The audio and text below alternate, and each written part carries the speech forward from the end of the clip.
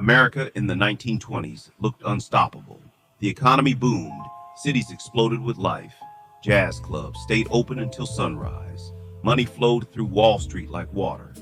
But beneath the glamour, beneath the dancing, the champagne, and the bright city lights, America was rotten. Because while the government declared war on alcohol, criminal empires quietly took control of the country. Politicians were bought, police were bribed. Entire cities fell under the control of organized crime. And the men running it all, they became celebrities. This is the story of how Prohibition turned America into a criminal empire. In January of 1920, America launched one of the most ambitious social experiments in modern history. The 18th Amendment officially banned the production, transportation, and sale of alcohol. The government believed alcohol was destroying society. Religious groups blamed it for violence. Employers blamed it for lost productivity. Politicians claimed banning alcohol would reduce poverty and crime. They believed America would become cleaner, safer, more civilized. Instead, Prohibition created one of the largest underground economies in history. Because Americans didn't stop drinking. They just stopped drinking legally. And where governments create demand, criminals create supply. Almost overnight, illegal bars known as speakeasies began appearing across the country, hidden behind barbershops, basements, restaurants, secret doors. By the mid-1920s, New York City alone reportedly had tens of thousands of illegal drinking establishments. Many operated openly. The law existed, but enforcement was collapsing, and organized crime saw an opportunity worth millions. Before Prohibition, organized crime existed mostly in the shadows, small gangs, street rackets, local corruption. But Prohibition changed the scale completely. Alcohol was suddenly one of the most profitable illegal businesses on earth. Smugglers moved whiskey across borders. Ships loaded with liquor waited offshore. Bootleggers transported alcohol through hidden tunnels, forests, and city streets. And the profits were staggering. One successful operation could generate millions of dollars every year. Suddenly, gangsters weren't just criminals. They were businessmen. Entire criminal organizations formed around bootlegging. They had accountants, drivers, gunmen, politicians, police connections. Some gangs became more organized than legitimate corporations, and no city represented this transformation more than Chicago.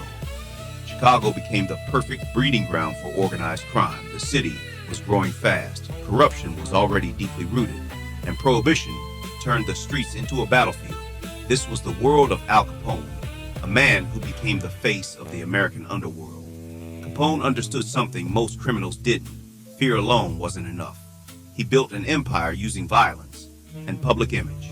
He donated to charities, spoke to reporters, wore expensive suits, ate at luxury restaurants. To some Americans, he looked more successful than the politicians supposedly fighting crime. Behind the image, however, it was a brutal machine. Bootlegging operations, extortion, bribery, murders. Anyone threatening profits became a target. Rival gangs fought for territory, street by street. And the violence escalated fast. Bombings, drive-by shootings, public assassinations. America's cities were becoming war zones. Then came the moment that shocked the country. February 14th, 1929. Chicago. 7 members of a rival gang were lined up against a wall inside a garage.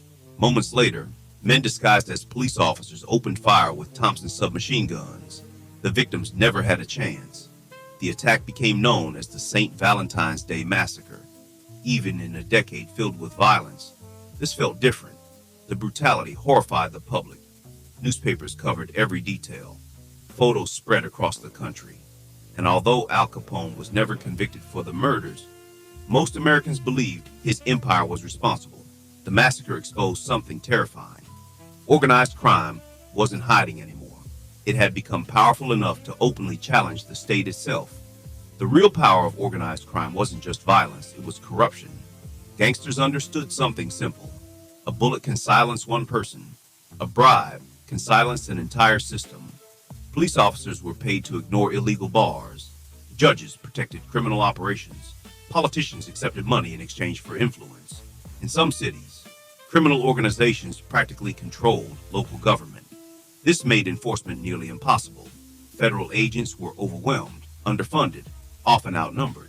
And while ordinary Americans watched gangsters become rich and famous, many began losing faith in the law itself. Because if everyone was corrupt, who exactly was still in control? Then everything changed. In 1929, the stock market collapsed. The Great Depression began. America entered one of the darkest economic crises in its history. Suddenly, the glamour of the Roaring Twenties disappeared. Public attitudes toward Prohibition also began shifting. People saw the law as a failure. Crime had exploded. Violence dominated headlines. Corruption spread everywhere, and the government was losing billions in potential tax revenue during an economic disaster. By 1933, Prohibition officially ended. The 21st Amendment repealed the ban on alcohol legally. America's experiment was over, but organized crime didn't disappear. The criminal empires built during Prohibition had already become too powerful.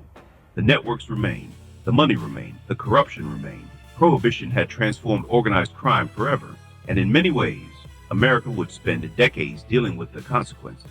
The 1920s are often remembered as an age of glamour, but behind the music, the luxury, and the bright city lights was a hidden empire built on violence, money, and corruption. Prohibition didn't destroy organized crime, it industrialized it. And the underworld it created would leave scars on America for generations.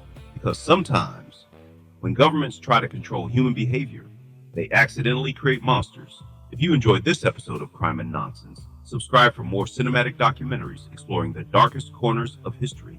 Until next time, stay curious and stay out of the shadows.